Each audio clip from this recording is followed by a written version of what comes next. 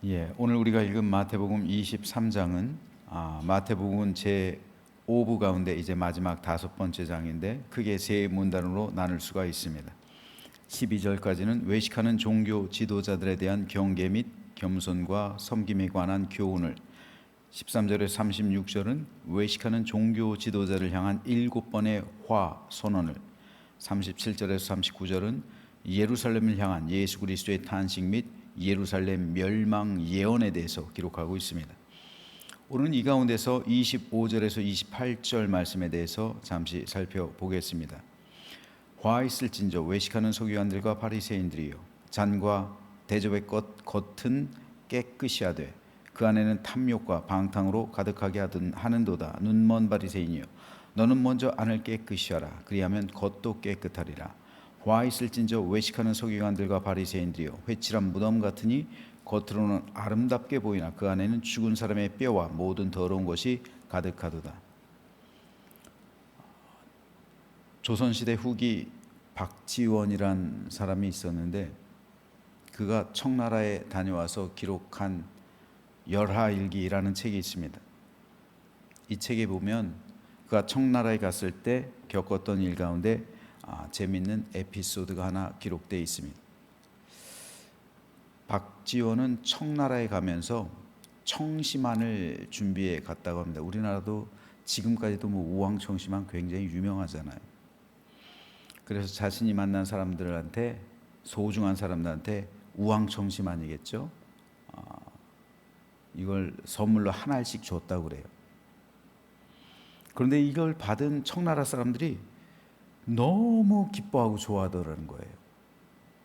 왜냐하면 조선의 청심환은 중국에서 아주 귀한 물품이 되어서 아주 비싼 값으로 거래되고 있다는 거예요. 그래서 박지원이 물었대요. 아니, 청심환의 본고장이 중국 아닙니까? 그런데 왜 그 많은 중국 제품을 뒤로 하고 조선의 청심환을 최고로 쳐줍니까? 그러자 청나라 사람들이, 받은 사람들이 다 하나같이 대답하기를, 지금 청나라에서 통용되고 있는 이 청심환은 가짜가 하도 많아서 진품 만나기 어렵다는 거예요. 하지만 조선에서 온 청심환은 가짜가 전혀 없는 진품들이라 믿을 수가 있다는 거예요. 그래서 조선 청심환이 그렇게 비싸고 귀하게 여긴다는 겁니다. 당시 청나라는 조선보다 훨씬 더 선진국이었어요. 훨씬 잘 사는 나라였습니다. 백성들은 부유했어요. 실제로 열하일기에 보면 청나라의 그 거리가 얼마나 잘 사는지 이 박지원이 깜짝 놀라는 장면들이 많이 기록되어 있습니다. 그만큼 잘 살았어요. 그런데 왜 그들은 짝퉁을 만들었을까요? 그때나 지금이나 중국 사람들은 짝퉁을 만들어 파는데 아무런 거리낌이 없어요. 이것은 그들이 지금보다 훨씬 더 부자로 살던, 강대국으로 살던 그 시절에서 있었던 일이에요. 결국 이건 경제 문제가 아니라 양심의 문제예요.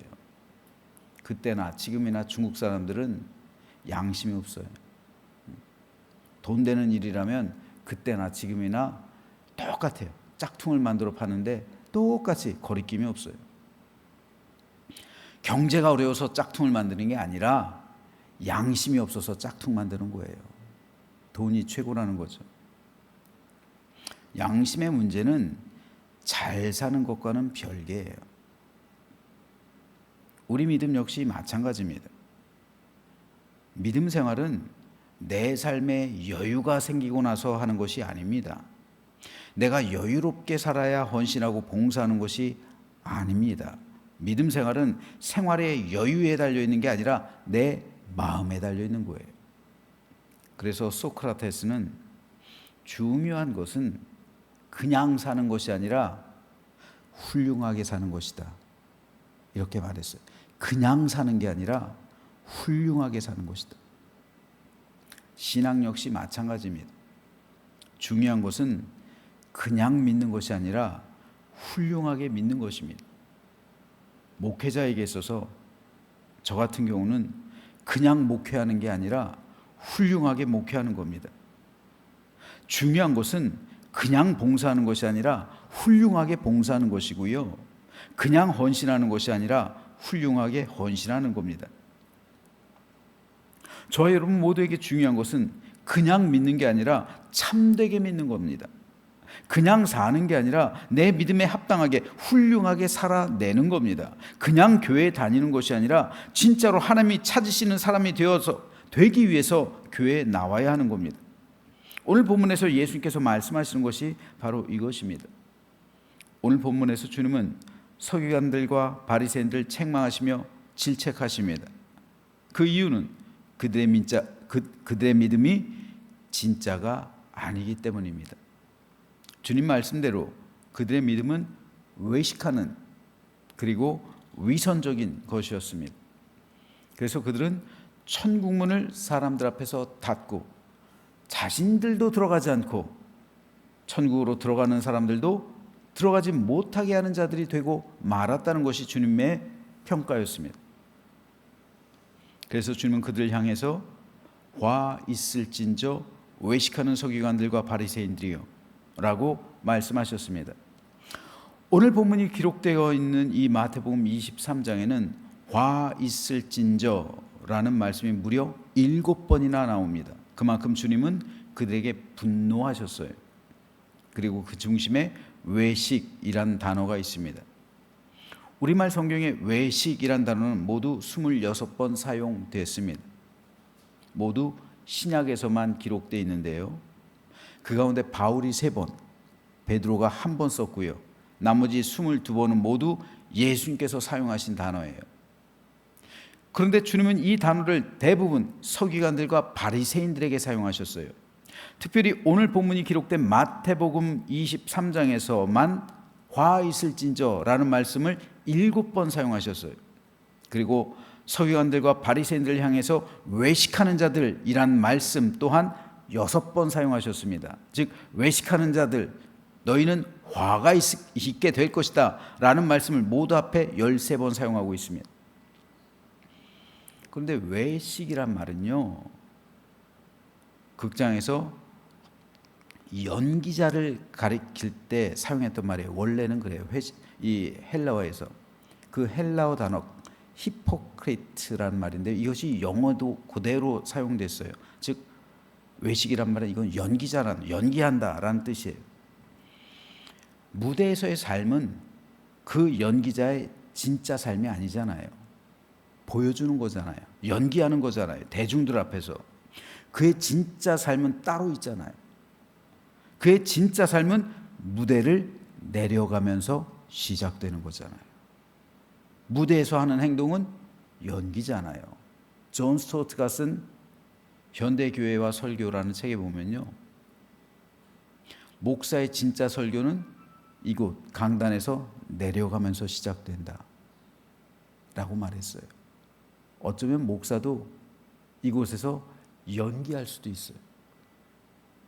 그게 바로 외식입니다. 목사의 진짜 설교는 이 강단에서 내려가면서 우리 가정에서 그리고 내가 살아가는 삶의 현장에서 시작되는 겁니다. 그게 진짜죠. 진짜 삶이잖아요. 외식이란 겉과 속이 다른 겁니다. 교회에서의 삶과 세상에서의 삶이 다른 거예요. 남 앞에서의 삶과 가정에서의 삶이 다른 겁니다. 남들에게는 믿음이 좋은 척하지만 실제로는 자기도 못하는 것이 외식이에요. 믿지 못하는 것이요. 남들에게는 하나님의 말씀을 가르치지만 자기는 전혀 그렇게 살지 않는 것이 외식입니다. 따라서 그들은 자기도 천국에 들어가지 못하고 남들도 천국에 들어가지 못하게 합니다. 여기서 사람들이 천국에 들어가지 못하는 이유가 2가지 있습니다. 첫째는 잘못된 지도자에게 잘못된 가르침을 받기 때문입니다. 이단에 빠진 사람들이 그래요. 둘째로 이것이 더 중요한데 정통교회에 속한 사람이라 할지라도 지도자의 외식을 보고 실족해서 천국에 들어가지 못하는 경우도 있습니다. 그런 사람들 많이 있어요. 예전에 교회에서 시험 들어가지고 교회 안 나갑니다 라고 하는 사람이 적지 않습니다. 그러므로 저를 포함해서 교회에서 지도자 위치에 있는 사람은 외식하지 말아야 합니다. 말과 행동이 일치하고요, 믿음과 삶이 조화로워야 하고요, 가르친 그대로 살아야 합니다. 목사가 살아내야 하는 삶, 장로님들이 살아내야 하는 삶, 권사님들 마찬가지고요. 그 삶이 바로 여기에 달려 있는 거예요. 그렇지 않은 믿음은 사람을 살리는 믿음이 아니라 사람을 시험 들게 하고 사람을 죽이는 믿음이 돼요. 그러므로 그 믿음은 사람에게 유익을 끼치는 믿음이 아니라 사람에게 해를 끼치고 그 믿음은 선한 믿음이 아니라 악한 믿음이 되는 거예요. 그 믿음은 좋은 열매가 아니라 나쁜 열매를 맺게 합니다. 그 믿음은 때묻지 않고 순수하고 깨끗한 믿음이 아니라 세상에 때묻고 정치적인 모략과 중상 있는 더러운 믿음이 돼요. 그 믿음은 하나님께 속한 것이 아니라 마귀에게 속한 믿음입니다.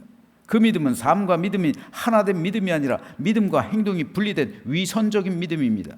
그러므로 그 믿음의 결국은 천국이 아니라 지옥이에요. 이것이 외식하는 믿음입니다. 그래서 그토록 주님께서 외식하는 믿음, 위선적인 믿음을 책망하신 겁니다. 오늘 본문에서 주님은 이렇게 말씀합니다. 화 있을진저 외식하는 서기관들과 바리새인들이여, 잔과 대접의 겉은 깨끗이 하되 그 안에는 탐욕과 방탕으로 가득하게 하는도다. 눈먼 바리새인이여, 너는 먼저 안을 깨끗이 하라. 그리하면 겉도 깨끗하리라.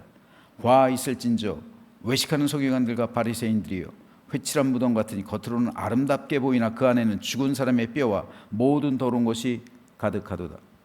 주님의 이 말씀은 오늘 우리 시대도 여전히 중요합니다.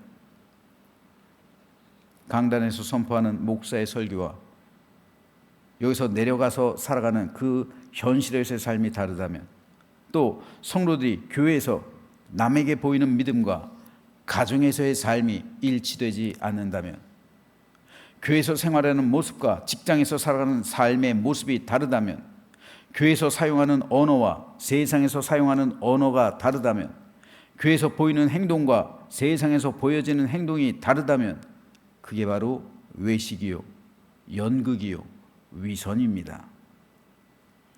한국 교회 위기가 바로 여기에 있습니다. 그러므로 목회자로서 제가 가장 힘써야 할 부분은 제가 전하는 메시지와 제 삶을 조화롭게 일치시키는 겁니다. 즉 강단에서 있을 때와 이곳에서 내려갈 때의 삶이 같아야 되는 거예요.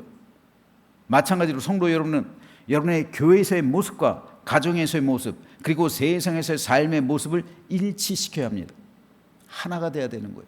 여기서 하나님께 예배하는 그 모습과 가정에서의 모습이 같아야 되는 거예요. 돌변해선 안 된다는 거예요. 특별히 그리스도인 남편들이요, 교회에서 보이는 모습과 가정의 모습이 다르면 안 됩니다. 그리스도인 아내들이요, 교회에서의 모습과 가정에서의 모습이 달라서는 안 됩니다. 교회에서는 거룩한데 가정에선 사나운 이리로 변하는 사람이 한두 명이 아니에요. 이건 뭔가 잘못된 겁니다. 이게 바로 외식입니다. 이게 바로 위선이에요. 우리의 겉과 속을 일치시켜야 합니다. 우리 믿음과 삶을 일치시켜야 합니다. 그러므로 저는 이 시간 저와 여러분, 그리고 우리 교회, 한국 교회를 향해 말씀하시는 주님의 이 말씀을 듣고 순수하고 맑고 깨끗한 믿음으로 주님만 의지하며 주님 보시기에 합당한 믿음이 되기를 주님의 이름으로 축복합니다. 그래서 나도 천국에 들어가고 남들도 천국에 들어가야죠. 나도 천국에 들어가지 못하고 남들도 들어가지 못하게 막는 그것이 아니라, 나도 천국에 들어가고 남들도 천국에 들어가게 하는 구원의 역사가 저와 여러분의 삶과 우리 가족과 그리고 우리 모든 이웃들에게 그대로 임해서 우리 교회로부터 생수의 강이 흘러서 이곳에 오는 모든 사람이 다 구원과 생명을 얻게 되기를 주님의 이름으로 축원합니다.